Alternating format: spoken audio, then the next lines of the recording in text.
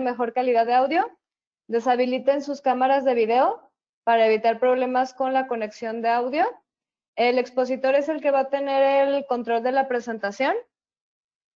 Si quieren hacer alguna pregunta, en la parte superior del lado derecho está el icono del chat. Por ahí pueden realizar sus preguntas y a lo largo de la conferencia yo se las haré saber a los expositores. Por último, se les enviará a sus correos una encuesta.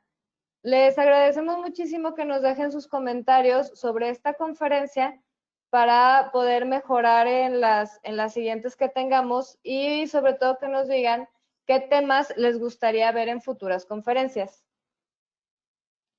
Sobre esta conferencia de indicadores económicos e industria del acero, sabemos que la información es una herramienta de vital importancia para la toma de decisiones acertadas y en este momento que es tan difícil. Para darnos un panorama económico, contamos con la presencia del ingeniero Óscar Chaín y del ingeniero Daniel Figurca. Le pido por favor a nuestro presidente Francisco Villanueva nos haga la presentación de nuestros ponentes. Hola, ¿qué tal? Buenas tardes. Bienvenidos todos a esta nuestra tercera conferencia virtual. Es para mí un gusto saludarlos. Han sido muy exitosas estas conferencias. Hemos tenido muy buena respuesta por parte de todos ustedes. Y bueno, la idea es mantenernos actualizados de todos estos temas que estamos viviendo al día de hoy y que son de vital importancia. Hoy tenemos dos ponentes que para mí es un honor tenerlos. El primero de ellos es el ingeniero Óscar Chaín. Él es el director y presidente de TIASA desde el 2008. Él se integra en TIASA en el año 1986 y, como lo dije anteriormente, hoy en día es el director y presidente. También tenemos el gusto y el honor de tener al ingeniero Daniel Figurca. Él es el director comercial de Ternium. Él, bueno, tiene una larga carrera, tiene un máster en administración de empresas, un posgrado en Wharton for Relief. Ha trabajado en varias empresas, entre ellas Scotiabank, Coca-Cola, y bueno, pues hoy en día está como director comercial de Ternium. Y muchísimas gracias por contar con su apoyo y adelante con la presentación. Buenas tardes. Buenas tardes a todos. Soy Óscar Chaín y un gusto saludarlos nuevamente desde este enclaustramiento que pues ya nos tiene, digamos que en estas circunstancias por más de un mes. Afortunadamente, y como todos saben, somos una industria considerada como industria esencial, por lo que nos hemos mantenido en operaciones desde, digamos, casi todo lo largo de esta crisis. Dentro de lo que hemos podido hacer reducciones dentro de la, digamos, dentro de esta crisis pandémica, hemos tenido un recorte importante, no recorte en disminución de puestos de trabajo, sino realmente tenemos muchísimas personas trabajando desde sus casas, como muchos de ustedes los tienen. Inclusive dentro de la parte laboral hicimos unas reducciones considerablemente grandes para pues, mantener una operación lo más sana que se pueda. Y bueno, y lo importante es que hemos mantenido operaciones y hemos podido mantener el suministro de nuestros productos casi en su totalidad, con lo que existe del mercado. Como todos saben, el mercado está totalmente contraído y bueno, pues es lo que tratamos y mantenemos de hacer, tratando de preservar el servicio pues, de la mejor manera posible y pues, algo que creo que a nosotros nos caracteriza, ¿no? Antes de entrar en la presentación, o bueno, ya entrando en la presentación, si les parece, hicimos un preámbulo y ahí me gustaría hablar rapidísimamente de lo que es un poquito números generales de lo que ha representado esta pandemia o lo que representa esta pandemia hasta ahora. De verdad es que nos dieron una conferencia bastante complicada y la verdad es que pues yo lo que sí les digo es que cada uno de ustedes saque su bola de cristal, porque en buen plan, en base a los números que tenemos hasta ahora y en base a lo que vemos como perspectiva, de mercado y de situación de pandemia no hay nada claro, y entonces pues cada quien puede pensar realmente lo que quiera, ¿no? Entonces pues vamos a tratar de presentar unos cuantos números para que pues tengamos un contexto general con menos de lo que estamos hablando, ¿no? Entonces el COVID en el mundo, como lo pueden ver ahí, traemos una contracción en el comercio mundial del 27% hasta abril, y cabe destacar que en abril todavía no pegaba, por lo menos en México, la parte importante, pero ya en el mundo traemos una pérdida del 27% hacia inicios del segundo trimestre del año. Luego tenemos una reducción tremenda en la inversión económica directa mundial de entre el 30 y el 40%, y una reducción del 6% mundial en toneladas de acero. Obviamente traemos una ruptura, que es lo más grave de todo, en el aprovisionamiento mundial de materiales, materias primas, flujo comercial, que representa 220 billones de dólares. Como enfermedad y como casos confirmados tienen ahí, todo el mundo lo sabe, todos los días cambia, 4.2 millones y casi 300,000 personas que han fallecido hasta este momento, ¿no? Luego tenemos algo que para nosotros es muy importante mencionar, y voy a tratar de ir un poco rápido porque pues, sí son algunas cuantas gráficas con información, entonces voy a tratar de ir un poco rápido, pero esto es lo que se presentó en la gráfica siguiente, por favor, disculpen. En la gráfica siguiente tenemos lo que se presentó prácticamente ayer, que es lo que va a ser la reapertura después de la pandemia en la economía mexicana. Esto es directamente México, y como pueden ver, estamos marcando o están marcando como punta de la crisis hacia mediados de mayo, donde estamos hoy, un poquito en los tiempos que estamos, y como todos han visto, todos los días se reporta un número de muertos superior al día anterior, entonces pues es imposible decir cuándo va a ser realmente el pico de la pandemia. Pero lo que para mí es muy importante mencionar, y creo que para todos es muy importante tomarlo en cuenta, es que una vez que esto pase, o una vez que esto comience a aplanarse, yo no veo claramente que esto se vaya a aplanar, porque yo no veo ningún remedio. Bueno, todos sabemos que no hay ningún remedio para la enfermedad. Entonces, en el momento en el que liberen las actividades económicas de cualquier tipo, esto va definitivamente a reapuntar, y lo único que vamos a estar haciendo es vamos a ir corriendo la curva hacia adelante, y definitivamente algo que sí va a suceder es que vamos a regresar con actividades económicas prácticamente regulares, y estas dentro de nuestro sector, y algo que estamos haciendo muy profundamente en TIASA y que lo recomendamos tremendamente a todos ustedes, es que verdaderamente tengan un cuidado excesivo en todas sus operaciones internas, porque hemos visto y tenemos ejemplos de situaciones que se han presentado por tener enfermos dentro de la organización, dentro de las actividades laborales de la compañía, y esto puede generar definitivamente un tremendo deterioro o inclusive un paro total a cada una de sus empresas. Entonces, nosotros recomendamos de verdad extremen, si hasta ahora han sido muy, muy precavidos, a partir del momento en que se abran las actividades, que empieza a ser a partir del 1 de junio, digamos, verdaderamente extremen sus precauciones, porque deben de evitar a toda costa tener cualquier enfermo dentro de sus instalaciones. Si pasamos a la siguiente, por favor. Ahora sí vamos a entrar un poquito a indicadores económicos, y como no hay muchísimo tiempo y además no quiero decir mentiras, vámonos rápidamente, ¿no? Quisimos tratar de poner un contexto general en la historia, digamos, de México. Esto es estrictamente México, y si vemos ahí, traemos indicadores del PIB desde 1961 hasta ahora, ¿no? Y si se dan cuenta, hemos tenido contracciones tremendas, donde nos ha ocasionado crisis muy fuertes como país, en el famoso periodo de López Portillo, del 82 al 92, perdón, del 82 al 88, y luego otra tremenda crisis en el 94, y luego la crisis hipotecaria, en la cual nosotros no tuvimos nada que ver, fuimos heredados de ella de Estados Unidos, que fue en el 2008 finales, y que realmente nos pegó en el 2009, y ahora en la que estamos entrando. Entonces, si se dan cuenta, hemos tenido una disminución del PIB desde el 3.49 en el 82 hasta una estimación que se tiene en estos momentos de que podríamos llegar a una pérdida del PIB del 9.5%.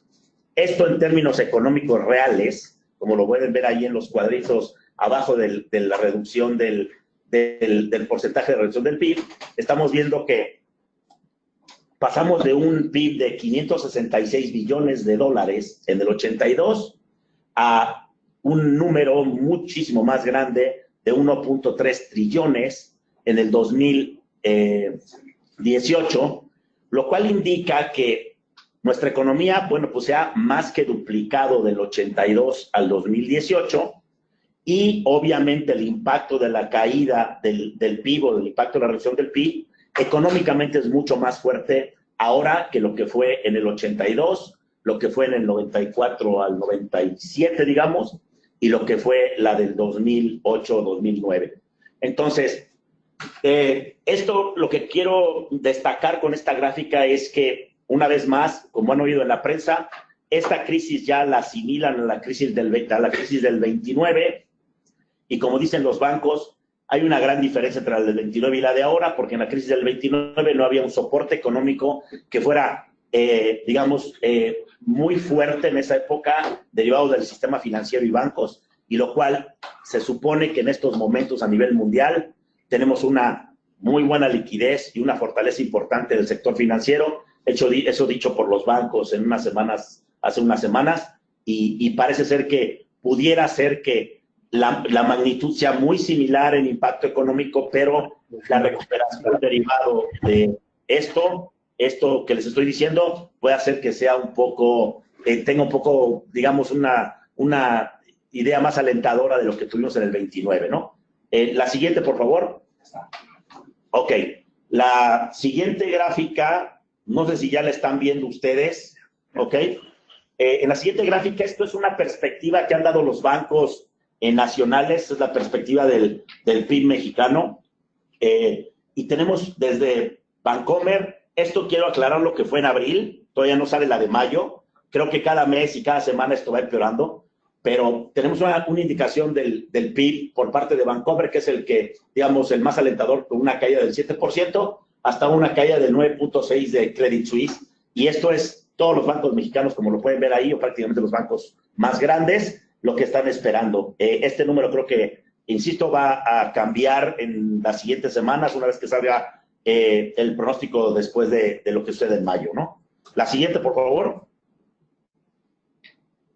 En esta gráfica queremos plasmar, así como nos ven los bancos mexicanos internamente en la economía nacional, lo que nos están viendo los países, los 37 países que integran la OCDE en el mundo.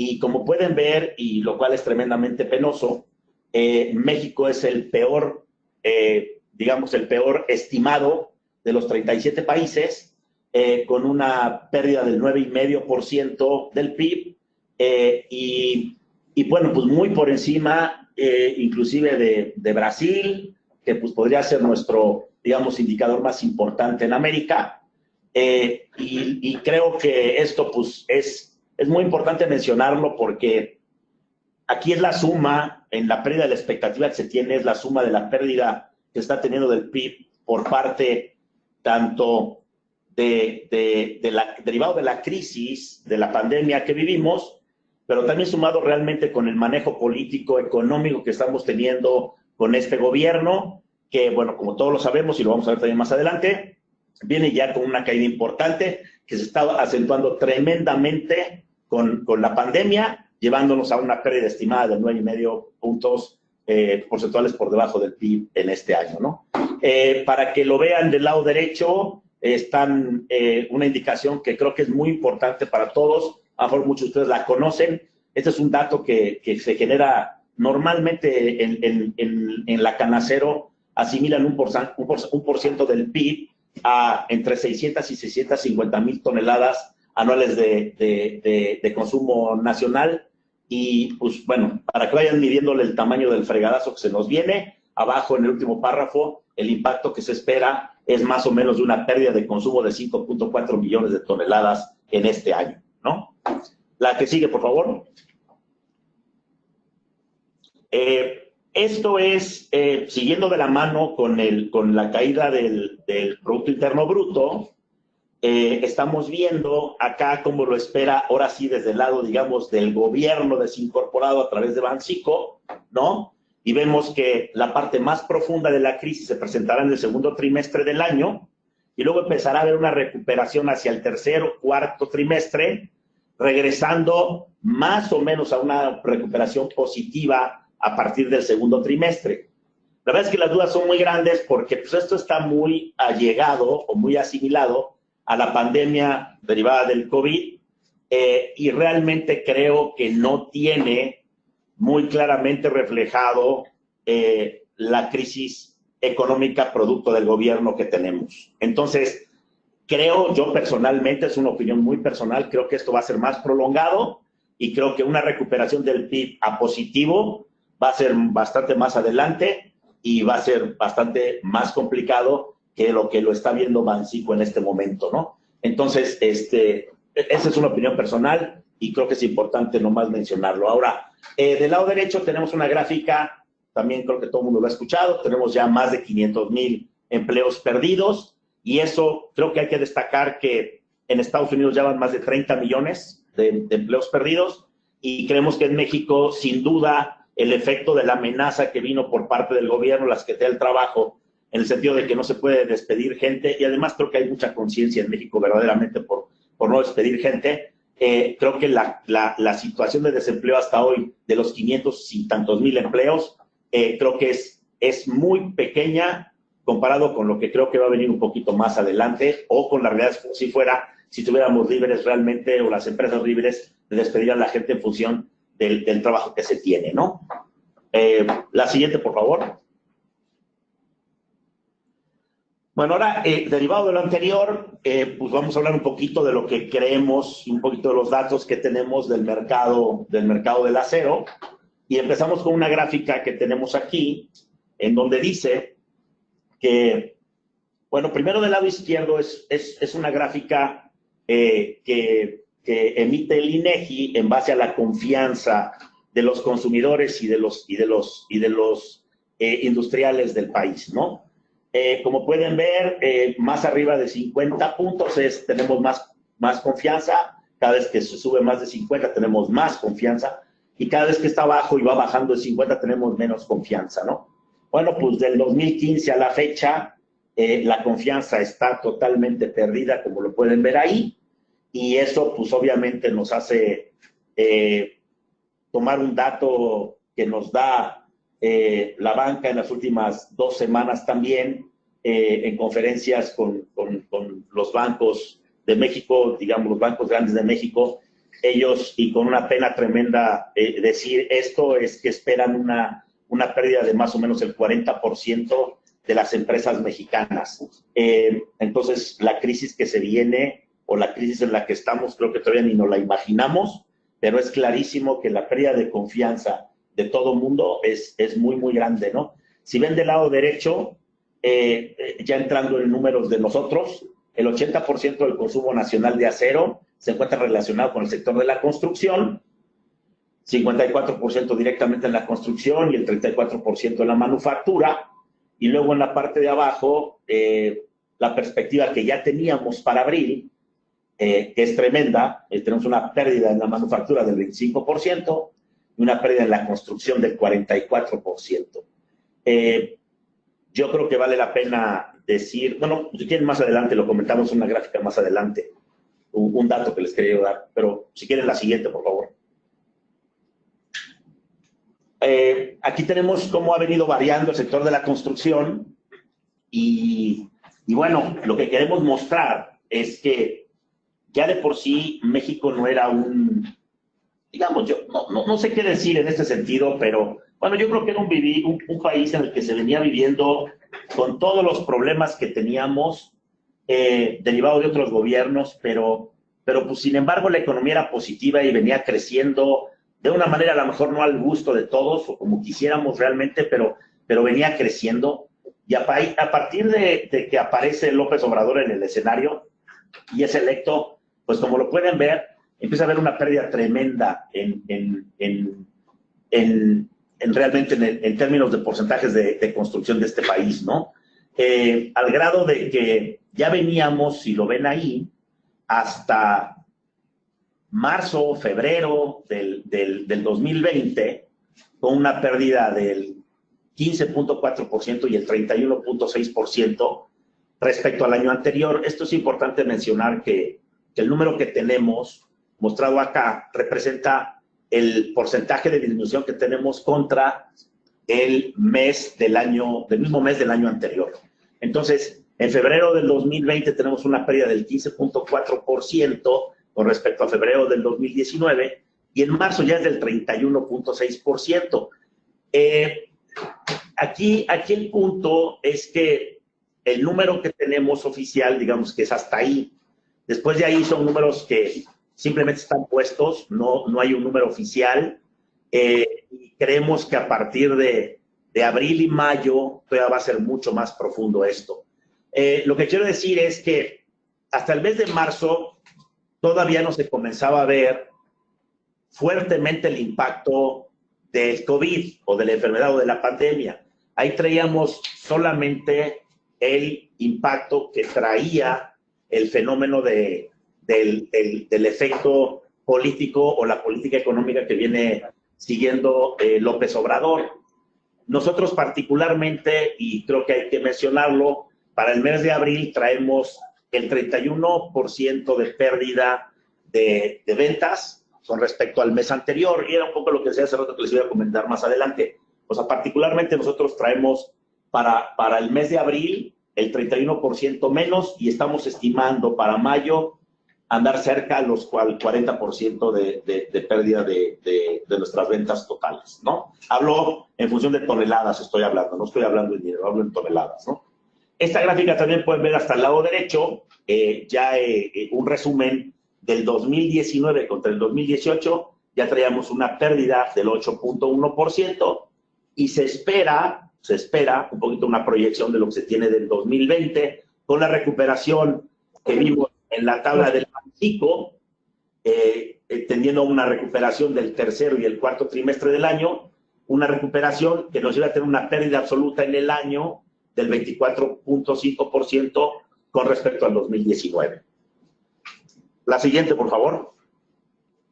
Ok, esta es una gráfica en donde pueden ver qué ha pasado hasta abril o hasta abril, sí, de este año, y específicamente hablando en toneladas y en porcentajes, podemos ver que cada uno de los segmentos del acero, lámina caliente, lámina fría, lámina galvanizada, tenemos pérdidas del 41% hasta el 48% en barras, ¿sí?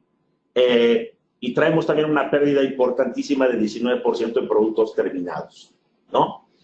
En el segundo trimestre, hacia el segundo trimestre, traemos una variación estimada en una pérdida en toneladas que va desde lámina caliente de 412,000 toneladas perdidas hasta 181,000 toneladas en barras, bueno, haciendo un total en todo el acero perdido de 1,110,000 toneladas en lo que va del año.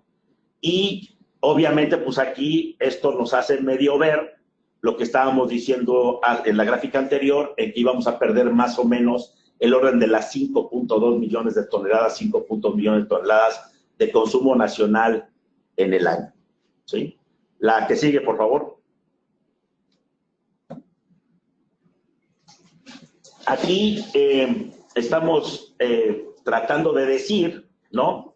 En la historia reciente del acero, ¿no? Que creo que muchos la conocen perfectamente bien. Podemos ver en producción, la gráfica del lado izquierdo, traemos en el 2013, traíamos una producción de 17 millones de toneladas, y por eso decía yo hace rato, y quiero hacer hincapié que sí, a pesar de que nos hemos quejado, siempre nos quejamos en este país, y hemos tenido siempre cosas contra los gobiernos anteriores, bueno, pues como quiera que sea, el país venía creciendo, ¿no? Y nosotros veníamos viendo un crecimiento importante tanto en la producción como en el consumo de acero que se da en México, y pasamos de 17.2 millones de toneladas en el 2013 a 19.5 millones de toneladas, donde ya comenzábamos a ver el impacto de López Obrador.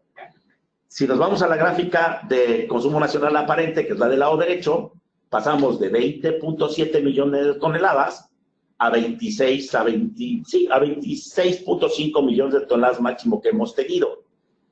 Si se dan cuenta, ha sido mucho más importante el crecimiento en consumo que en producción. Obviamente, como todos saben, pues esto se da principalmente por el gran despegue que tiene México en la industria automotriz, directamente conectada al suministro de acero, y obviamente una gran parte del acero, la mayoría, digamos, que es importado. Por eso la gran diferencia entre el consumo y la producción. Creo que eso todo el mundo lo entiende perfectamente bien. Yo nomás creo que es importante mencionar, al final de cuentas, y donde es relevante esta gráfica, es que si nosotros hacemos para el 2020 una reducción del 7% del PIB o del 9% del PIB, vamos a bajar a 14.9 millones de toneladas como producción y a 14 está mal. Aquí tenemos un pequeño error, pero 14.5, bueno, alrededor de los 14 millones de toneladas, sí, perdón, está correcto, 14.9, 15.8 del 7% y 14.2 millones si estamos en el 9% de reducción del PIB. Eso nos hace regresarnos muchos años para atrás, más o menos a términos reales, a números del 2003, para que tengan una idea de hasta dónde nos estamos regresando como producción. Y en consumo, pues nos estamos regresando a 19.8 y a 18.8. Aquí hay algo que creo que es muy importante. Bueno, el número es importante que lo tengan porque es una de las conclusiones a las que queremos llegar y un poquito de la que queremos hablar, ¿no? Entonces, la que sigue, por favor. ¿Qué vemos nosotros como oportunidades? Es otro de los temas que nos marcaron en la CONADIAC del cual hablar. Insisto, estamos diciendo, no sé si hay mujeres acá, pero estamos diciendo puras pendejadas, porque la verdad es que en buen plan, pues es que...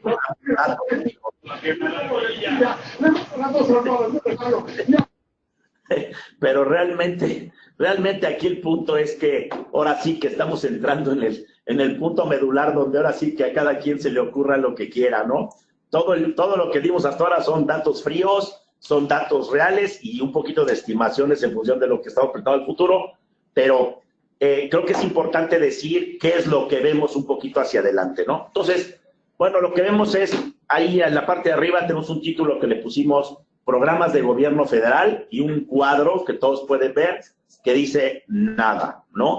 Efectivamente, no hemos visto nada, no hay nada y lo creo profundamente, creo que no va a haber nada de parte del gobierno federal que reactive la economía y creo que la reactivación de la economía se va a ir dando paulatinamente derivado de la propia economía que vamos generando todos nosotros. Creo que el gobierno no va a tener ninguna participación importante, relevante, ni siquiera con sus grandes proyectos que tiene en puerta, porque no van a representar volúmenes importantes de acero. Sí son importantes, no quiero decir que no sean importantes, pero son importantes con respecto al pasado que hemos tenido en los proyectos pasados de este país. Lo que sí creo que hay que destacar, porque creo que es lo único rescatable, es lo que ven ahí en la parte de abajo, y es lo que está haciendo el Infonavit. El Infonavit creemos que está siendo muy bien manejado, y creemos que está realmente sacando programas importantes, obviamente también porque va de la mano hacia la gente más necesitada y donde pues, este cuate, López Obrador, realmente quiere siempre tener una presencia importante. Entonces, creemos que un poco por eso viene este gran programa, digamos, del Infonavit, en donde si ven al final, hay luego, si quieren ver los puntos, pero al final lo importante es que este programa representa más o menos 58 mil millones de pesos y esto equivaldría a un consumo adicional, digamos, de acero de 380 mil toneladas de acero, tomando en cuenta que el 10% más o menos de la obra ligera, del valor de la obra ligera es el valor de acero. Entonces, digo, es un número muy subjetivo, pero bueno, cuando menos es lo único que nosotros vemos realmente desde México que puede haber como positivo. Todo lo demás va a ser... realmente como lo vayamos manejando todo el sector privado de México, todo lo que vaya sucediendo en el intercambio comercial que los privados vayamos generando, y porque del lado del gobierno, insisto, no va a haber absolutamente nada, ¿no? Si pasamos a la siguiente, por favor. Bueno, creo que lo que sí es muy importante destacar, y creo que es muy importante decirlo por dos vertientes que nosotros creemos son importantes. La primera es que, bueno, estamos hablando de las oportunidades que puede generar el TEMEC, el Tratado de la Región Norte de América, y nosotros tratamos de poner esta tabla para que vean un poquito cómo ha sido la historia del comercio directamente hacia Estados Unidos, ¿no? Estados Unidos, que pues bueno, porque es el principal consumidor del mundo, y creemos que pues para nosotros es una de las grandes oportunidades que podemos tener y de la cual nos tenemos que tratar de ir agarrando, ¿no? Si vemos la historia desde que el tratado comienza en el 94, México comienza a desprender, haciendo exportaciones importantes a Estados Unidos, llegando a niveles considerablemente muy superiores respecto a lo que teníamos, pero vemos un efecto muy grande que todos lo hemos visto, y es el cambio que sucede cuando China entra a la Organización Mundial de Comercio, y a partir de 2001 China comienza a ser el verdadero jugador importante con Estados Unidos. Lo importante de esto para nosotros es que a partir del 2018, como lo ven en la gráfica, comienza a haber una pérdida importante de comercio de China hacia Estados Unidos.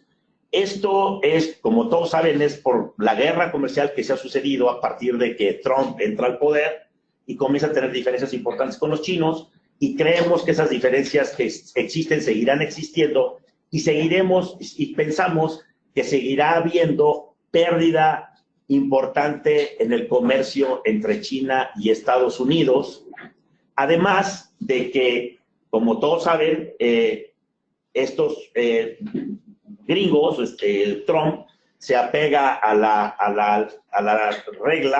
ley 232, que es poner aranceles a conveniencia de Estados Unidos en protección de la salvaguarda nacional, y entonces ahí empieza a bloquear adicionalmente a los restos de países del mundo. Entonces, nosotros vemos una muy buena oportunidad, como todo el mundo lo ha visto, todo el mundo lo sabe, ¿no?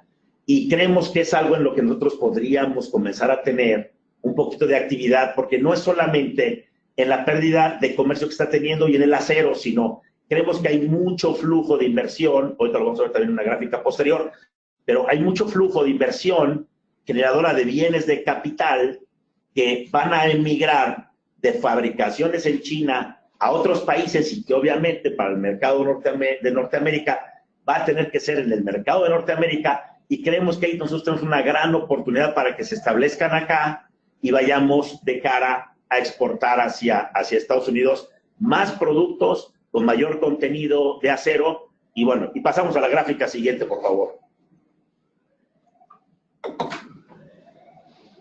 Esto es para nosotros muy importante destacarlo, porque esto lo que indica es todo el comercio que fluye del mundo hacia la región de Norteamérica. Esto involucra a los 3 países de Norteamérica, pero obviamente, y como todos saben, pues la mayoría de este mercado es Estados Unidos. Y como pueden ver ahí en las barras grises, es la aporte que tiene el mundo de productos que involucran acero y que se importan a Estados Unidos o al mercado regional de Norteamérica, y eso implica que estos artículos concentran 18.3 millones de toneladas de acero que se importan indirectamente, o sea, no directamente como acero directo a aplicaciones de fabricación, de construcción, de industria, etcétera. Esto es productos que involucran acero dentro de su manufactura, y como producto terminado lo meten a Estados Unidos. Aparte de esos 18.3 millones que van de todo el mundo al mercado del norte, hay otros 11.2 millones de toneladas que van específicamente de China. Yo como ejemplo les pongo, por ejemplo, un tractor agrícola, un tractorcito esos de pasto, de jardinería de casa, una podadora de pasto, porque es un artículo completo que involucra mucho acero y que hay una gran exportación de los países productores hacia el mercado de Norteamérica, pues otra vez principalmente el mercado de Estados Unidos. Entonces, creemos que aquí hay un montonal de oportunidad en donde se va a presentar una gran manufactura en México, además de cara a que México está comenzando a ser un país muy competitivo con respecto a China para poder fabricar artículos que van a Estados Unidos. Hoy en la mañana, no sé si ya lo vieron todos, hoy en la mañana anuncia Tata Steel que se sale de su producción en China para atender los mercados mundiales desde fuera de China, porque tienen mucho miedo a la economía que va a empezar a ver en el mundo conectada con los chinos. Entonces, si luego ven esa nota, la buscan,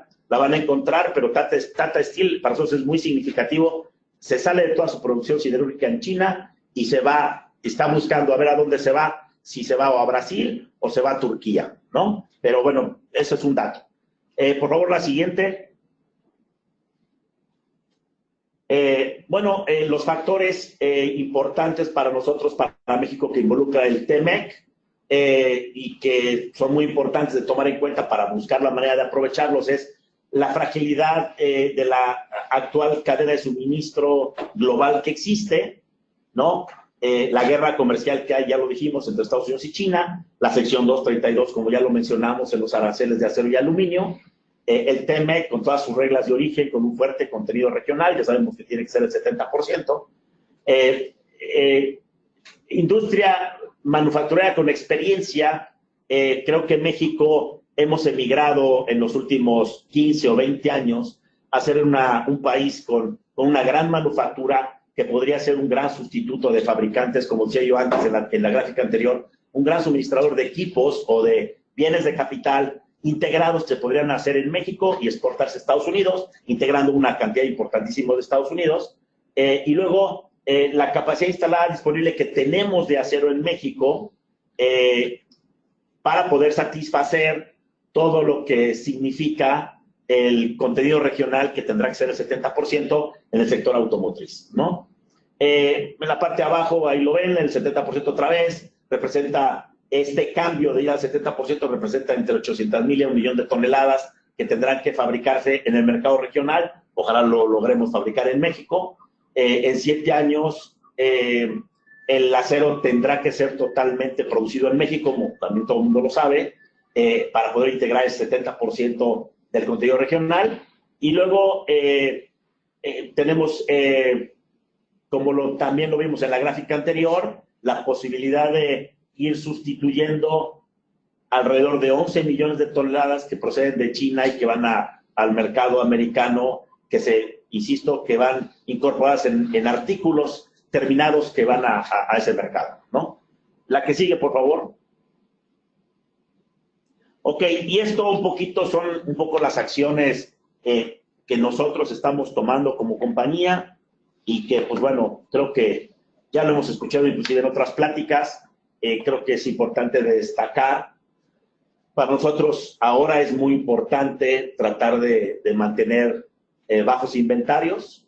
Es importantísimo privilegiar la liquidez del negocio. Necesitamos buscar la manera, todos los negocios que tengan un cierto nivel de apalancamiento, es muy importante buscar renegociar las deudas, aunque no sea necesario. O sea, nosotros lo aconsejamos de manera muy importante, tratando de tener la máxima liquidez de cara a lo que no sabemos que va a pasar en el corto plazo, y entonces estar listos, o lo más listos que se pueda en contra de eso.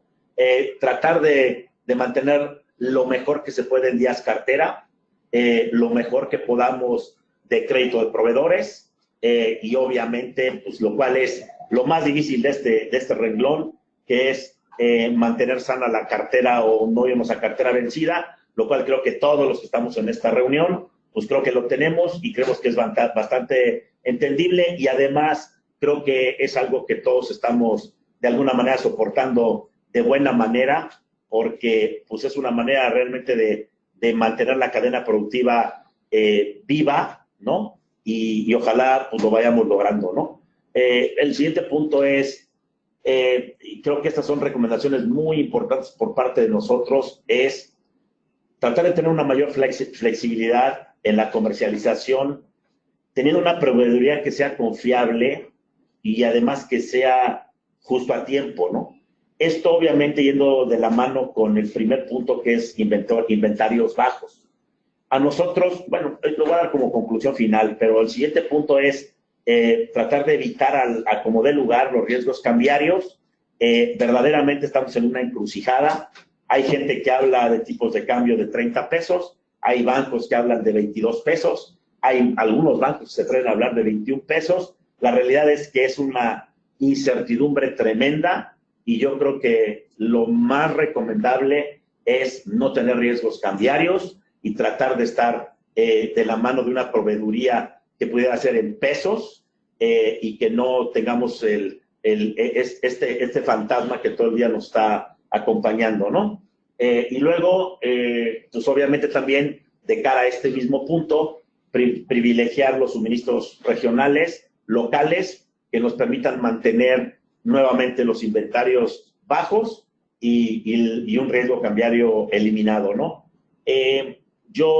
Bueno, esta es nuestra conclusión y yo luego quiero decir adicional de esto es que nosotros creemos que el mercado mexicano se va a hacer más pequeño, bastante más pequeño como ya lo vimos, y también se va a hacer bastante más pequeño las empresas que fabricamos productos en México, no solamente de acero, hablo de todo, ¿no?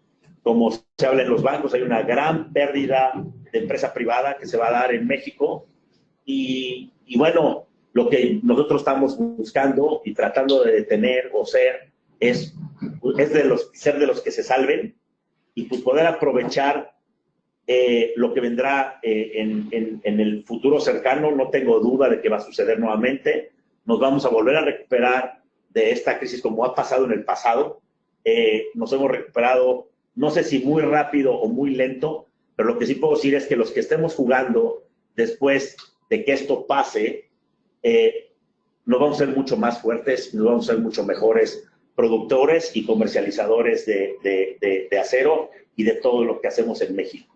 Entonces, pues esa es mi conclusión final. Muchas gracias por su atención.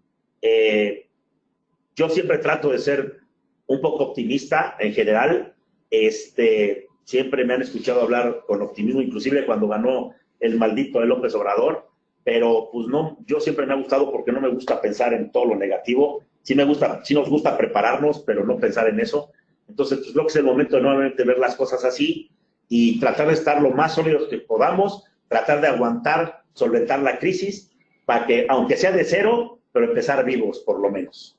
Muchas gracias por su atención a todos y espero verlos pronto. Muchísimas gracias, ingeniero Oscar. Tus conclusiones muy útiles.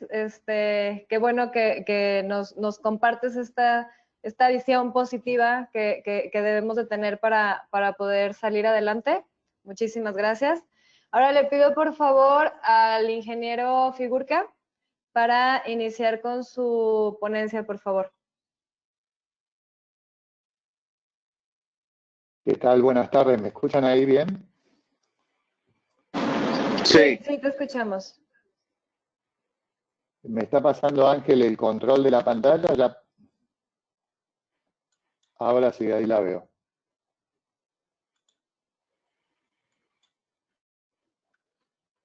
¿Ven ahí mi pantalla? Sí, ya estamos viendo tu presentación. Bien.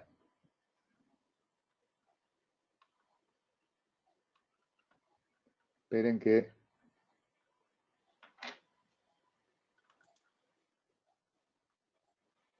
Ahí va. Vamos a empezar un poquito viendo algunos indicadores. Oscar ya habló de ellos. Yo no quiero aburrirlos con la misma cuestión que muchos de ustedes ya saben. En esta primera filmina lo que traté de mostrar es un poco qué pasa con el PIB. Y la vez pasada hablando con un amigo americano me decía, ¿te das cuenta que el PIB es una forma de comparar países y que en realidad el PIB es como la facturación de una empresa, ¿no? O sea, en realidad vas viendo cómo te va en función de todo lo que genera esa empresa y en este caso el país. Entonces nosotros vemos acá estas barritas amarillas que en el Q1 del 2018 llegaron a un máximo y desde ahí uno empieza a ver una decadencia. Esta línea verde es la diferencia con respecto al año anterior del mismo mes. Y nosotros vemos que la facturación de nuestro país se clavó en una línea casi recta, llegando ahora a las diferencias en los últimos dos trimestres a lo que sabíamos que era el 0,1 y el 0,4.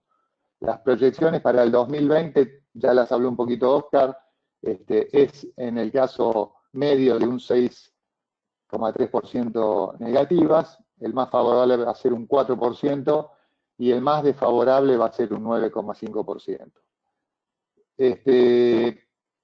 Este valor del PIB, esta facturación, yo quería descomponerla para que tomemos conciencia de qué pasó de la administración anterior hasta acá y cómo eso se descompone en las actividades distintas de nuestra economía, ¿no? Recordemos que acá tenemos actividad primaria, secundaria y terciaria.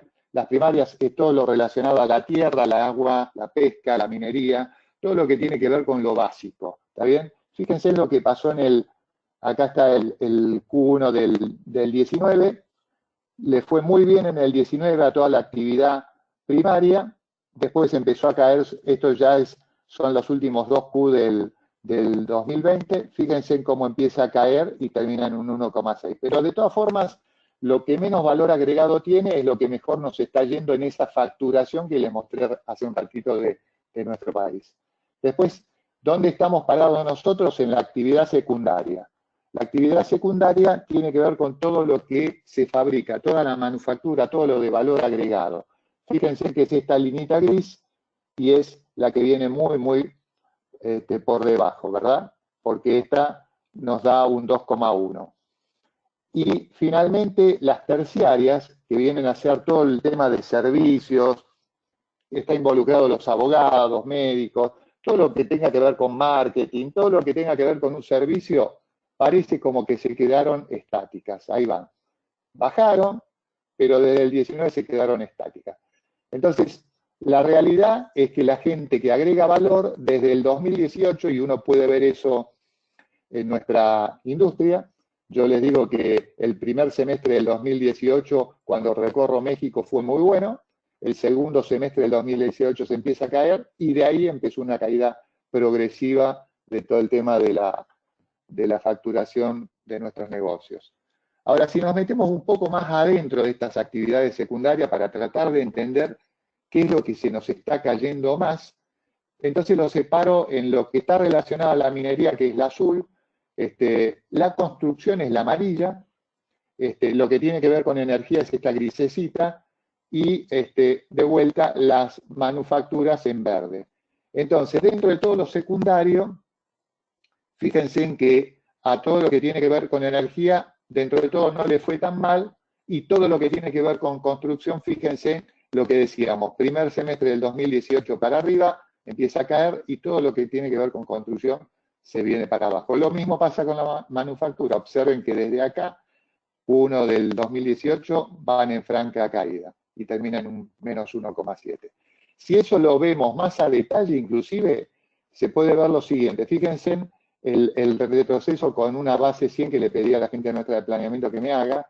Fíjense en la caída que tiene todo lo que es minería y petróleo. Sin embargo, del 2019 para acá, subió. O sea, este es el repunte que le pegó a la minería la nueva administración. Fíjense que todo el tema de la actividad industrial, que es esta línea negra, yo diría que va en franca caída descendente y termina en 2,7%. Manufacturas lo mismo, subió, venía bien y empieza a caer a partir del 2019. Lo que realmente funcionó y bien es todo lo relacionado con electricidad, agua y gas. Y acá hago un punto. Antier hablaba con una persona que vive en Estados Unidos y él me decía, mira, acá el handyman de los gringos es tan fuerte que yo salgo con el auto, con el barbijo, y miro a mi alrededor y en todos lados alguien está haciendo algo. En la casa, alguien manualmente. Entonces dice, Home Depot explotó en ventas. Todo lo que tiene que ver con gas, electricidad, agua, se está vendiendo como loco. Las tuberías, todo eso va muy bien. Y acá a nosotros no nos fue mal. Fíjense que en el 2019 crece un poquito, cae violentamente después en el 2012 y ahora va ahí en un 1%. Ahora, si me meto en la construcción, que era de lo que les quería hablar, acá hay dos detalles en estas 4 figuritas que uno puede prestar atención. Este es el PIB de la construcción y fíjense en cómo desde el 2018 va cayendo y va perdiendo valor trimestre a trimestre. Ahora voy a hacer zoom solo en esta. Fíjense en las obras BINSA y miren este detalle. Esta es la administración de Calderón y fíjense cómo había administración pública, o sea, estructura, obra pública, con un tamaño casi igual o yo diría mayor que lo que era la inversión privada. Fíjense en el detalle de esto, ¿no? Acá empieza la otra administración, Peña Nieto, y fíjense en cómo cae, trata de recuperar algo, pero nunca llegó. ¿Se acuerdan que siempre hablaba con muchos de ustedes? Sí, el trimestre que viene dicen que van a alargar tales obras. Nunca se dio esto. Fíjense en lo poco que quedó. Y miren lo que pasa ahora a partir de la nueva administración. Mucho peor. O sea, lo único que nos mantiene vivo en construcción es la actividad privada. ¿Lo ven cómo se borraron las líneas amarillas? Este es el otro detalle, los metros multinivel. Yo les diría que en mi experiencia estamos acá en un mantenimiento. Nosotros participamos en este tipo de construcción, en todo lo que tiene que ver con perfilería liviana, abasteciendo no el perfil liviano, sino abasteciendo la materia prima. Y la verdad que este negocio supo sostenerse en el tiempo y uno lo ve que en cada uno de los lugares donde va caminando siempre van desarrollándose un edificio. Ahora, me pregunté qué hacen los gringos. Entonces, cuando uno va y trata de entender lo mismo, anterior lo puse del lado gringo. Fíjense el detalle del Housing Start. Esto te indica cuántas construcciones ellos están iniciando mes a mes. Miren el detalle de diciembre estoy hablando, diciembre, noviembre, ahora. Miren el detalle. O sea, tenía toda la película preparada Donald Trump para las elecciones y le llegó el coronavirus. Ven que va como creciendo el Housing Start y se hace pedazos a partir de ahora, ¿no? Miren lo que es los permisos de construcción. Mismo detalle, ¿está bien? Y fíjense en el gasto privado en construcción. Esta es una economía franca en expansión permanente. ¿Lo ven? Entonces, esto es una diferencia notable con lo que les mostré anteriormente en la construcción aquí en México. Esta la preparé para dar un detalle de lo que vemos en México y cómo se está desarrollando las inversiones, las pocas inversiones que nosotros vemos y tenemos detectadas alrededor de México y las quiero compartir con ustedes. Lo verde es donde hay más de 7.000 millones, ¿está bien? Y hay 3 lugares, Nuevo León, Chiapas y Campeche. Entonces ustedes dicen, Chiapas y Campeche, Daniel, ¿qué te tomaste? ¿Te equivocaste? No, ese es el detalle, este es el tramo 1 del Tren Maya y acá en Chiapas está el tramo 3 del Tren de Maya y esas son las 21.000 y 16.000 millones que se reflejan en esta tablita. Y está acá. Y cuando uno dice, pero contame de Nuevo León, Daniel, ¿qué es lo que estás viendo ahí en Nuevo León? Cuando empezamos a investigar, hay 250 casas de semilujo en un fraccionamiento de la Castellana, todo esto declarado. Torre en 20 niveles, también de lujo, algunas naves industriales y torres en diferentes lugares de Nuevo León. En 39 lugares distintos detectamos edificios en construcción vertical.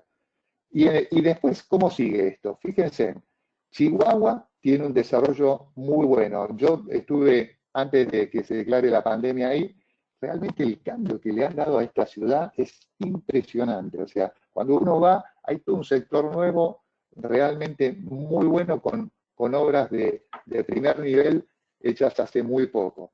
Cuando uno mira acá Jalisco, también tiene un desarrollo muy, muy importante.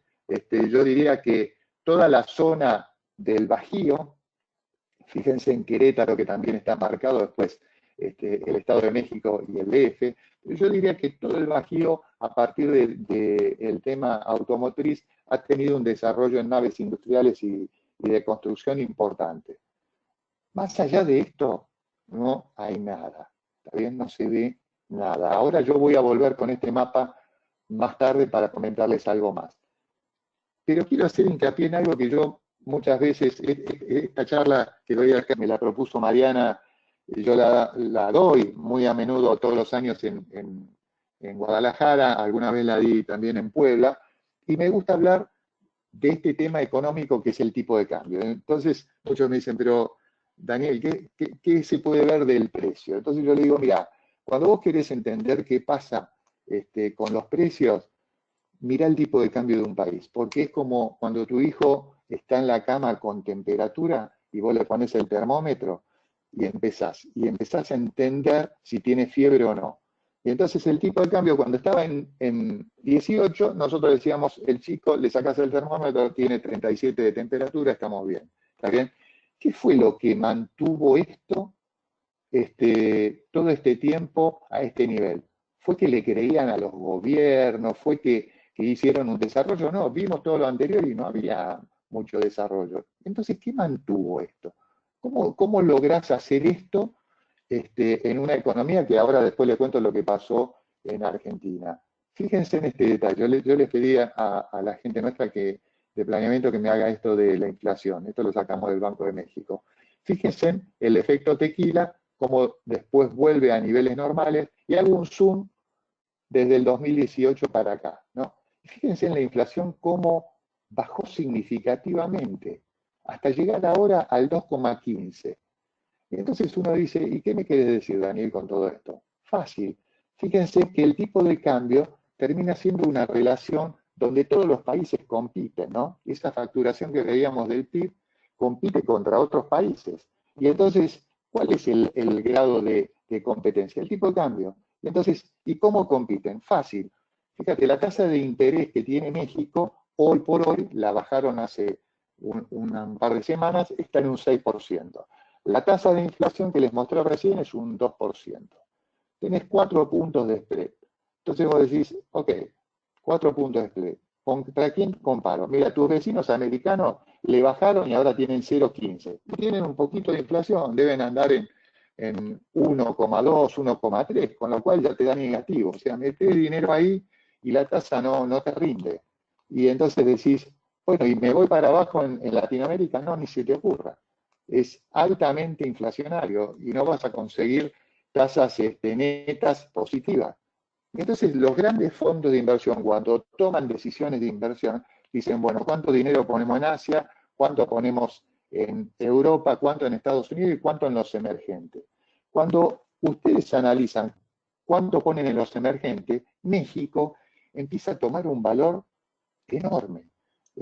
Mucha gente a veces habla mal de México y de la posición financiera y yo le digo lo equivocado que están. O sea, yo estuve en Nueva York y hablé con gente que maneja fondos de inversión enormes en todos los spreads de tipos de cambio, y uno de ellos me dijo, mira Daniel, la única moneda latinoamericana que cotiza en Londres es el peso mexicano y es referencia para todo lo del Río Grande para abajo, o sea, son referencias. Le dije, ¿y el peso chileno? No existen. El peso argentino menos. No. En la pizarra está el peso mexicano y es referencia para todos. O sea, financieramente este país está catalogado como un país sólido. Y tiene la muestra en Cartens, que fue al lugar donde fue en el Fondo Monetario. O sea, y esta posición sólida del tipo de cambio no es menor. Habla de una economía de primer nivel. ¿Está bien? Entonces, cuando yo recorro México y voy y visito a muchos de ustedes, siempre le digo, presten atención a esto. Entonces muchos me dirán, Daniel, espera, y hablando de esto, porque ahora se fue a 23, 24. Eso tiene que ver con la incertidumbre. Entonces, todo ese dinero que entra a México y está, de a poco se va a ir yendo si notan que la incertidumbre por la pandemia se pone cada vez más pesada. Porque cuando la cosa no se sabe para dónde sale, lo más seguro es que no se quede en lugares poco seguros como los emergentes. Entonces, por más que pierdas, vas a ir a tasa negativa a Europa o te vas a ir a Estados Unidos o a Japón. Pero no te vas a quedar en los emergentes cuando no sabes para dónde va a salir disparada la pandemia. Y eso es lo que está pasando. Entonces uno dice, con esta volatilidad, ¿vale la pena importar? No, negativo. O sea, hoy importar sería suicida. Es decir, esta volatilidad uno no sabe hasta dónde puede llegar. O sea, hoy parecería estar contenida. La tasa de interés, de hecho, sigue teniendo el spread que les acabo de comentar. Pero frente a la incertidumbre, lo único que juega en estos casos es el tema de hasta dónde me va a impactar la baja demanda y el desempleo general que se está dando en distintos lugares del mundo. Estados Unidos mismo el viernes publicó 22 millones de gente desempleada. Entonces, evidentemente la crisis nos está llevando a un lugar donde muchos decimos, creo que tenemos posibilidades de volver y volver bien y rápido. La verdad es que es una incógnita. Y la verdad es que uno tiene que cuidarse de esta pandemia, porque muchos pueden decir, bueno, vamos a salir. Yo creo que sí, sobre todo México va a estar forzado a salir antes que pronto por la economía informal que tiene. O sea, acá no llega a Donald Trump con $1.500 a cada casa. Entonces la economía informal, el herrero que cuando uno entra a la cerrería ve un montón de personas y son mucha gente informal trabajando, toda esa gente tiene que volver al trabajo porque si no, no come. O sea, el empuje de la economía informal va a hacer que esto de a poco vuelva. Ahora, consecuencias de eso no las sabemos, porque la realidad es que hay gente que no le pasa nada y hay gente que queda muy enferma y no tiene nada que ver con la diabetes y que sea mayor de edad. Tiene que ver con un proceso en tu organismo que tiene anticuerpos y puede lograr establecer una batalla contra el virus o no. Y entonces, ¿cuál es el punto acá? Que si te toca a vos es el 100%. O sea, no me hables de 3%. Si me toca a mí es el 100 y me muero si no tengo la protección. Frente a eso, esa incertidumbre yo creo que todavía va a jugar cierto espacio. No sé cómo ni cuánto, es difícil mesurarlo, pero va a jugar. Fíjense que las predicciones que pusimos al principio hablaban claramente de un 6,4 hasta un 9 y pico. Ahora, esto es un poco lo que también mostró Oscar, nada más mostrado de otra forma. Fíjense cómo el consumo aparente fue subiendo. 2018 cayó tantito, pero no lo sentimos, y empieza a caer en el 2019. Pongo acá un poquito la comparación de las importaciones, que todavía siguen siendo muy preponderantes en nuestro país. La foto que veían al principio es de pesquería. Nosotros estamos haciendo una inversión que va a llevar ahí 4 millones de toneladas, que justamente va a ser sustituir esto que viene afuera, va a ser hacer acero que no se hace en el país. Queremos sustituir trabajo coreano y chino por trabajo mexicano. Y esa es la tarea que creo que tenemos cada uno de los que trabajamos en esta industria, ¿no? Tratar de hacer las cosas con acero mexicano. Un poco refuerzo lo anterior y muestro lo del PIB de la construcción y la caída significativa que tiene y cómo eso se muestra desagregado ahora solo en la construcción, con la infraestructura cayendo fuertemente, no existiendo prácticamente. La construcción total es esta linita negra que termina en el 9,4, muy bajo. Edificación también se cayó a partir de abril del 2019. Y los trabajos especializados, que en alguna forma son todos trabajos informales, que venían bien, empezó a caerse. También lo empezaron a sentir. Entonces, me gustaría volver a la mapa, acá, y hablarles un poco de, como cierre, de lo que yo estoy viendo en México, recorriendo hasta donde se pudo hace unos meses atrás México. Yo noto que todavía sigue habiendo muchos lugares de México que sigue habiendo actividad y sigue moviéndose bien la actividad. Eso se ve claramente. Hay lugares en México que han hecho desarrollos realmente muy positivos. Para mí son desarrollos que los van a poner en otro lugar a partir del TEMEC, inclusive toda esta zona del Pacífico, lo que es Sonora, Sinaloa, toda esta zona ha tenido un desarrollo impresionante en cámaras de frío. Ustedes dicen, ¿para qué? Para la industria pesquera es importantísimo y todo lo que están mandando a los gringos desde acá es impresionante. Lo mismo pasa con hortalizas y todo lo que tiene que ver con invernaderos. Ha tenido un desarrollo con los tomates, toda esta cuestión ha tenido un desarrollo impresionante y que tiene valor agregado para exportar a Estados Unidos. Luego está todo lo que comentaba hoy del cordón del Bajío. Sigue habiendo problemas de seguridad en todo este cordón del Bajío, pero tiene un desarrollo impresionante.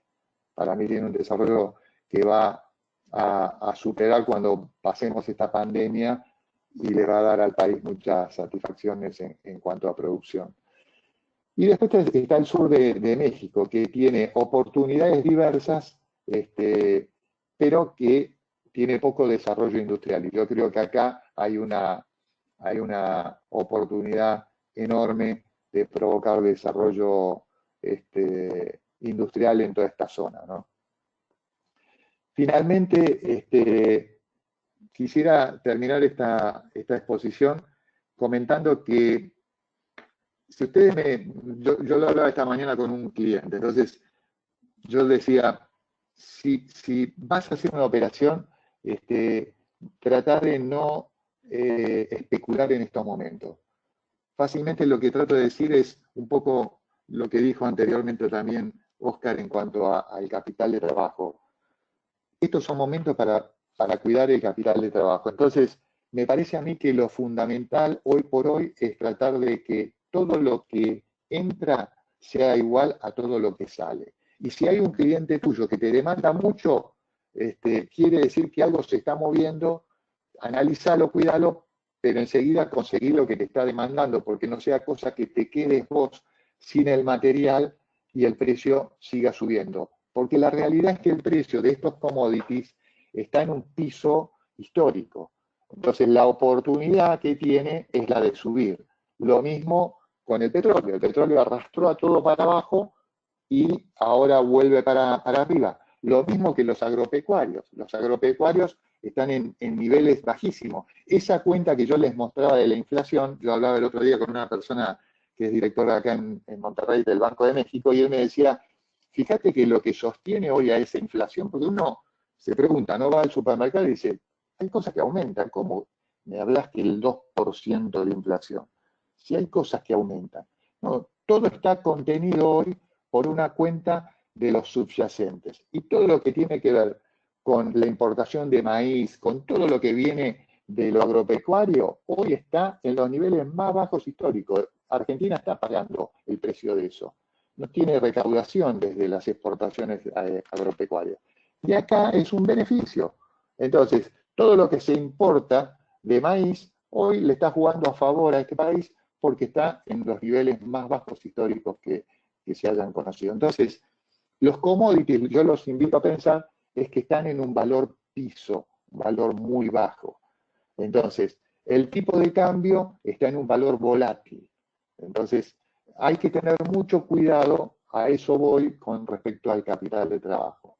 Por eso hablo de que si yo, nunca doy consejos, pero si yo me sentaría en el lugar de cualquiera de ustedes, lo único que trataría de vislumbrar es mantener la cuenta del capital de trabajo al corriente. Entonces, tratar de ir llevando ese ida y vuelta, de no darle mucha cabida a algún vendedor que siempre ven todo muy optimista, pero tampoco ser tan pesimista, pero tratar de llevar esa cuenta de capital de trabajo en la mejor forma posible. Yo termino acá la exposición, estamos para responder las preguntas que ustedes quieran hacernos y para mí, te repito, Mariana, alguna vez me invitó tu papá Luis, a quien aprecié mucho a las mismas reuniones hace muchos años en Guadalajara. Para mí fue un gusto que me hayan invitado y espero no haberlos aburrido hablando mucho por ahí de economía, pero me parece que esto que estoy hablando es muy básico, es muy, muy entendible y me parece que cada uno de ustedes cuando agarre el diario a la mañana tiene que saber. Y acuérdense, cuando empiecen a ver que el maíz empieza a subir, acuérdense que la inflación va a empezar a pegar. Y cuando ustedes vean que la tasa de interés del Banco de México la sigue bajando, eso quiere decir que comparativamente contra otros lugares vamos a estar peor, porque el spread nos logra sostener. Cuando no tengamos ese spread, cuidado. ¿Está bien? Entonces, inflación subiendo, tasa de interés bajando, tipo de cambio subiendo. ¿Está bien? Es un cóctel que no falla. Les voy a dar un ejemplo solamente. Yo fui a visitar en el 2008 a mis papás en Argentina y el tipo de cambio allá estaba 18. Y cuando salí de acá estaba 18 y 20, no me acuerdo por ahí. En diciembre del 2018, o sea, yo fui en junio para invierno de allá. En diciembre del 2018, en Argentina, el tipo de cambio estaba 65. Hoy el tipo de cambio en Argentina está 120. 120. ¿Está bien? Nosotros estamos en 23 con algo, no lo vi hoy a la mañana, pero por ahí. Simplemente les quiero decir que Argentina jugó mal la cuenta que les hice. O sea, el Banco Central argentino no es independiente y no jugó esa cuenta de la mejor forma posible y pagó las consecuencias. Entonces, el sostener la inflación, el mantener una tasa de interés que sea acorde a la economía del país es fundamental, y la independencia del Banco Central. Mientras el Banco Central sea independiente, tenemos oportunidad. En Argentina dejó de serlo. Y cuando el Banco Central lo maneja la política, es un problema. Entonces, estas son cuestiones que a mí me parecen básicas, que cada uno de ustedes como industriales que manejan gente y manejan capital, tienen que entenderlas, son básicas. Y me parece a mí que es relevante en estos momentos de crisis prestarle atención a estas variables. Termino acá la exposición y atento a lo que me quieran preguntar, muy amable por invitarme. Muchísimas gracias, Daniel. Digo, como te comenté, me gusta mucho cómo das este tipo de pláticas porque creo que le entiendo bastante bien. De hecho, tenemos la primera pregunta que me gustaría que contestaran los dos, es de parte del señor Gustavo Pérez. ¿Cómo nos afectará la recuperación de la industria de acero en China, ya que buscará exportar sus productos? Oscar, ¿te gustaría hacernos algún comentario sobre este tema? Sí. Mira, yo creo que sin duda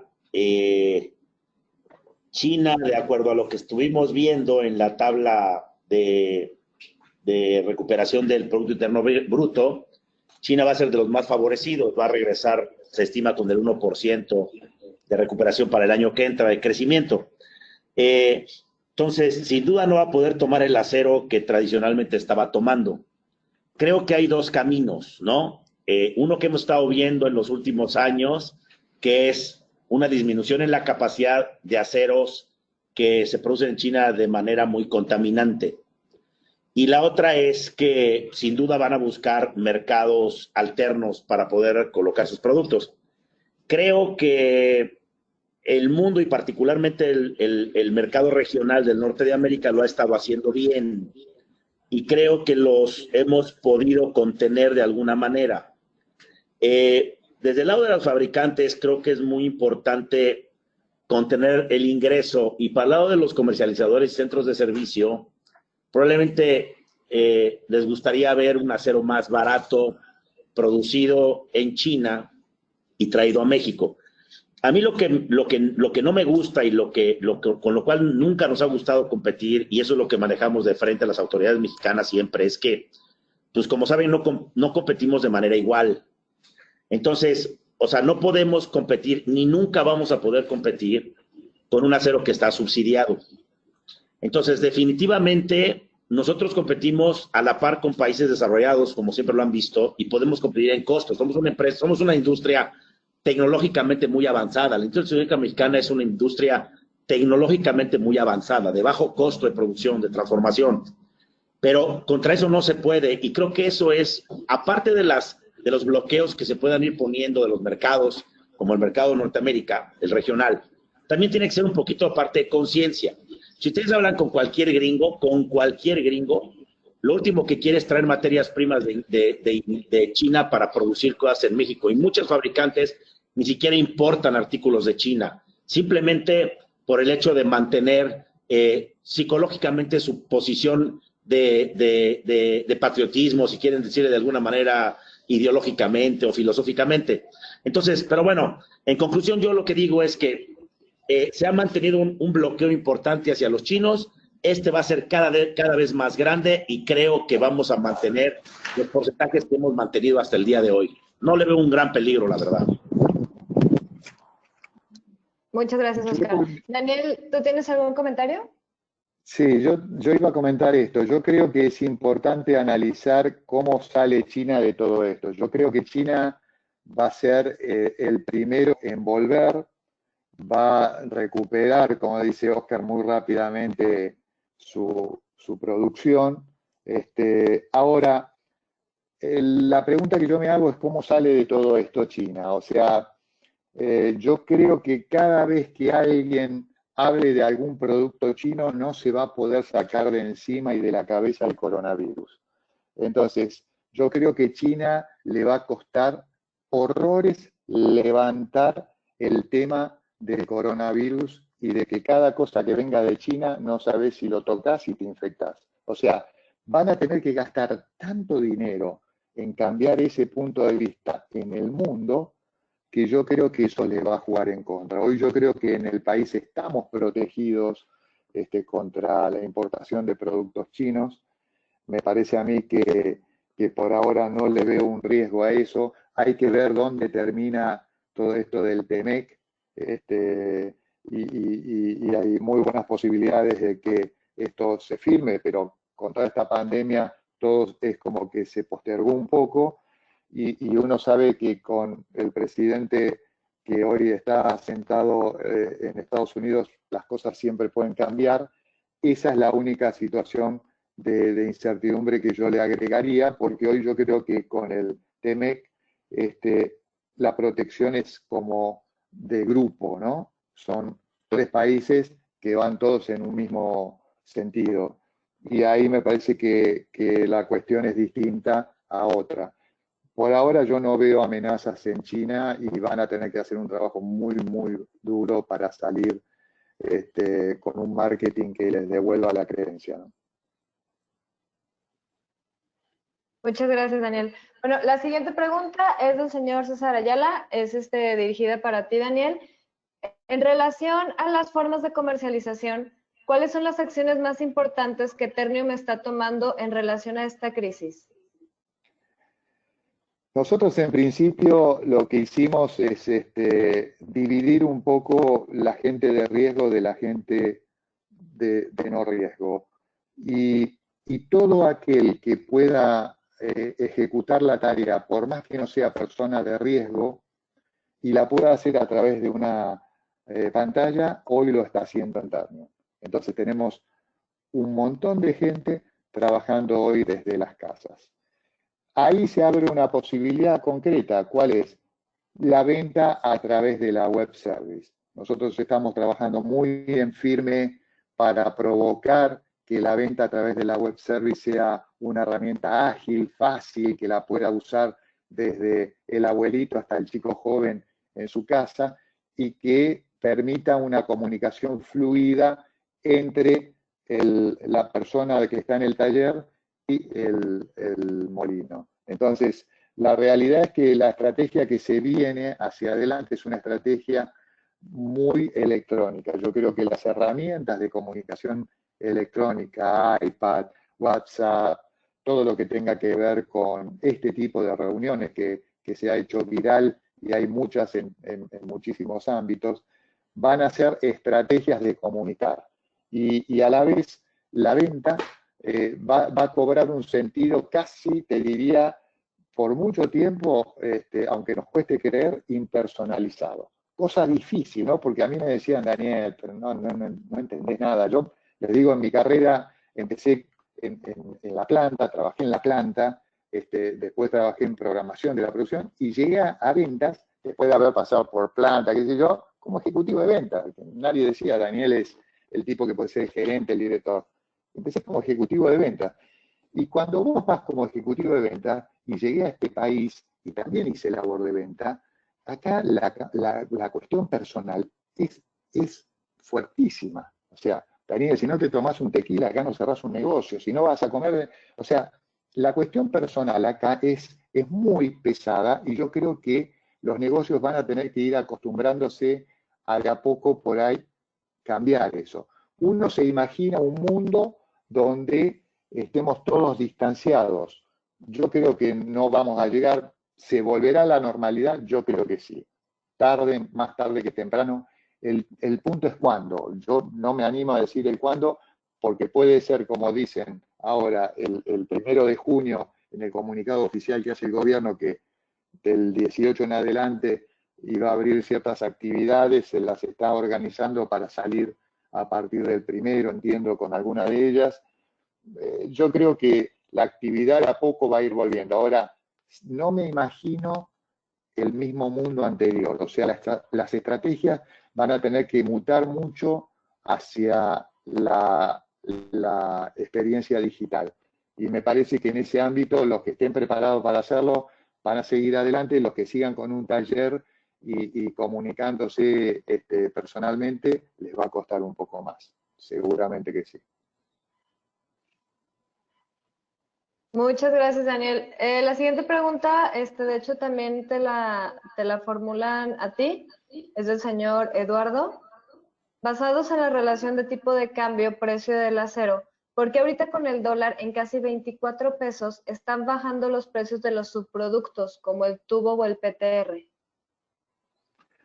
En realidad, todo lo que tiene que ver con subproductos, nosotros los subproductos les llamamos a todo lo que sale como overrolling de la planta, pero me imagino que Eduardo en la pregunta se refiere a todo lo que yo fabrico como valor agregado en un perfil, en un tubo, directamente en un molino conformador. Yo creo que ahí se da una relación de competencia en el mercado final, o sea, hoy por hoy, al estar la demanda muy confusa, o sea, hay negocios, como yo les digo, que funcionan y funcionan bien, normal, y sus volúmenes no están mal, o sea, vamos a hablar algo que olvidé de comentar y vale la pena decirlo. Y esto yo lo compartía con cadenas muy grandes que tenemos nosotros atendiendo en la red comercial, y coincidíamos. Yo, el presupuesto mío, cuando hablo con el número uno nuestro y me pregunta, Daniel, ¿cuál va a ser tu número? Y fue un 30% menos de lo que yo presupuestaba. O sea, el mes de abril yo estuve 30% abajo. Cuando hablé con mis clientes, anduvieron alrededor de ese número. Muchos te decían, sí, 25, 31, 30, sí. Y ahora yo noto, si ustedes me preguntan, la primera quincena, más bajo que eso. O sea, yo la captación la noto un poco más raleada, aunque empezando a tratar de mejorar. Yo creo que va a haber un mes de mayo después del 17 y uno antes del 17, después cuando contemos la historia. Entonces, a mí si me preguntas con respecto a los precios de ese tipo de productos, me parece que la confusión de la demanda y demás hace que en algunas zonas, en algunos lugares, baje, en otros suba. O sea, está confuso el tema. Ahora, sí claramente el commodity en acero, en dólares, está en un punto muy bajo. Para mí tiene una oportunidad enorme de rebotar y subir, y el tipo de cambio también lo tiene que empezar a ayudar. Yo, en mi sensación de lo que les trato de transmitir es, no es un momento para especular, sí es un momento para estar atentos. Muchas gracias, Daniel. Bueno, por la hora nos vamos a la última pregunta que me gustaría que contestaran los dos. ¿Ustedes creen que la economía mexicana se vaya a asemejar a la de Venezuela? ¿Existe algún riesgo real? Oscar, ¿nos podrías comentar algo? Mira, digo, perdón la respuesta, pero yo creo que en términos reales, creo que cada día escuchamos más ese temor en toda la opinión general, ¿no? Inclusive de la opinión calificada de la prensa, de los analistas políticos, de nuestros amigos, nuestros familiares y los colaboradores, ¿no? Creo que es un temor que cada día va, digamos, tomando más bases para tenerlo, ¿no? Sin embargo, yo creo que también hay un poquito de indicadores que nos hacen voltear a ver que eso tampoco es tan sencillo, ¿no? Para mí en lo personal, y esto es muy personal, y ahora sí que un poco lo que voy viendo es que, primero, creo que este tema del TMEC y la relación con Estados Unidos y Canadá, creo que es demasiado poderoso como para que permita que vayamos hacia un régimen como el de Venezuela. Segundo, somos una economía muchísimo más poderosa que lo que era Venezuela en su momento. Y para ir a un régimen como el de Venezuela, sobre todo se necesita dinero, se necesita mucho dinero para poder ir cambiando el régimen hacia eso. Y yo creo que este gobierno hoy lo último que tiene es dinero para poder tratar de pensar en ir a ese lado. Y tercero, somos un país de 130 millones de personas. O sea, si bien es cierto, estamos divididos en 50-50 con un poquito la aceptación del presidente, pero 130 millones de personas somos muchas personas. O sea, yo la verdad, en mi muy particular punto de vista, creo que aunque hubiera la intención, que creo que la hay, probablemente, no digo súper claramente a pesar de no comprar más zapatos y esas cosas, y coches viejos, creo que no van a poder. Yo creo que francamente no se va a poder. Creo que vamos a seguir siendo un país con una coyuntura fuerte, tratando de ir a esa ideología, pero creo que vamos a salir de esta y vamos a seguir siendo un país capitalista en donde se privilegia la inversión privada y saldremos adelante creo que en el corto plazo, la verdad. Muchas gracias, Oscar. Daniel, ¿tienes algún comentario? Sí, en mi caso, yo, digamos, la única cuestión que veo similar entre México y Venezuela es el petróleo. Después yo creo que más allá del temor, porque la realidad es que siempre existió el temor de decir si nos llevan a una economía del tamaño de la que terminó siendo Venezuela, y digo nos llevan porque yo ya me siento mexicano, de hecho lo soy, entonces más allá del acento, si nos llevan a ese tipo de economía, creo que tienen que tener un recorrido que hoy no lo podrían hacer. Entonces, si ustedes me dicen cuáles son los caminos que uno indicaría que habría alguna posibilidad de que ese camino empiece a construirse, la respuesta está en Alejandro Díaz de León, el presidente o el gobernador del Banco de México. Mientras tengamos independencia en el Banco de México, si eso no se altera, yo creo que ese es el primer paso sine qua non para darse cuenta si vamos o no a una situación parecida a la de Venezuela. En el sentido de que hoy por hoy hay 5 subgobernadores que votan cada vez que se toma la decisión de subir o bajar la tasa. Hay 2 que los puso este gobierno, hay un tercero que va a cambiar, que es el presidente, sobre el final del 2021, creo que es. Entonces, evidentemente va a haber pautas que uno puede ver si se va debilitando o no el Banco de México. Para mí no va a pasar. La gente que hoy está, más allá de que haya sido puesta por este gobierno, es gente, me consta, de gente que me ha hablado muy bien, de la gente que hoy está, son profesionales de primera línea. A mí me parece que mientras eso se sostenga en el tiempo, está dificilísimo que se pase a ser una economía como Venezuela. Ahora, México, además de eso, tiene algo muy distinto a Venezuela, y muy distinto a Argentina y muy distinto a Brasil, que es que está pegado a Estados Unidos. O sea, tiene sus ventajas y sus desventajas, ¿no? Los pueden odiar a los gringos, todo. Pero estás asociado con Canadá y con ellos en el tratado de libre comercio más grande que hay y más exitoso. Entonces, Venezuela está lejísimo de eso.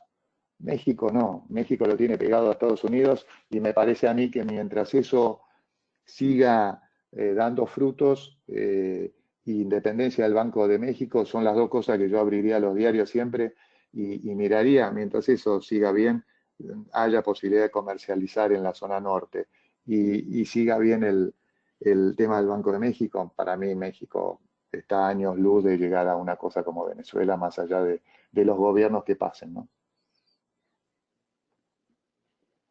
Bueno, muchísimas gracias. Bueno, de parte del equipo de CONADIAC y de nuestro presidente, el señor Francisco Villanueva, queremos reiterar nuestro agradecimiento a Daniel y a Oscar por su apoyo, además de a todos ustedes por su participación. Uno de los objetivos que nosotros tenemos en CONADIAC es propiciar el acercamiento entre socios que contribuye al fortalecimiento de la relación entre nuestros negocios. Una gran oportunidad para hacer esto es nuestra convención. Este año se va a realizar en el Hotel JW Marriott, en Los Cabos, del 19 al 22 de noviembre. Nosotros sabemos que este ha sido un inicio de año muy complicado, pero ya nos lo han dicho varios de nuestros panelistas, ahorita es el momento de estar más cerca de nuestros clientes y de nuestros proveedores para salir juntos adelante. Les hacemos la invitación para que se inscriban a esta convención y poder estrechar esa relación de negocios. En el equipo de CONADIAC, Adriana, Ángel y una servidora, estamos comprometidos para brindarles el apoyo y los servicios que ustedes necesitan. Les agradeceríamos mucho sus comentarios en la encuesta que se les va a llegar a su correo para saber qué temas les interesa y cómo podemos mejorar nuestro servicio. Les agradezco mucho el haberse conectado. Muchísimas gracias. Fueron más de 100 personas las que se conectaron en esta ocasión. Les agradecemos mucho. Que tengan una buena tarde. Muchas gracias a ustedes. Muchas gracias. Saludos. Gracias, Daniel. Saludos. Saludos.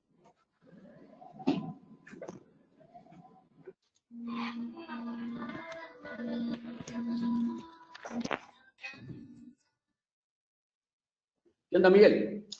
¿Qué onda, Juan? Oye, con el tema del Titán Sérmicos, dice que tiene una propuesta por 7,500 de un Titán que por 4 horas con la canastilla. Sí le creo, la verdad, no es mayor cosa.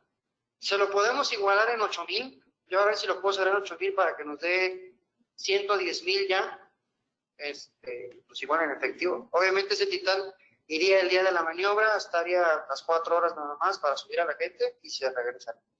Okay. De hecho, nada más es para que suba, no va a cargar nada más que la canastilla. Sí, está bien, dale. Ya todas las conversaciones abiertas. Gracias, Oscar. Gracias, Daniel. Gracias a todos. CONADIAC. Saludos.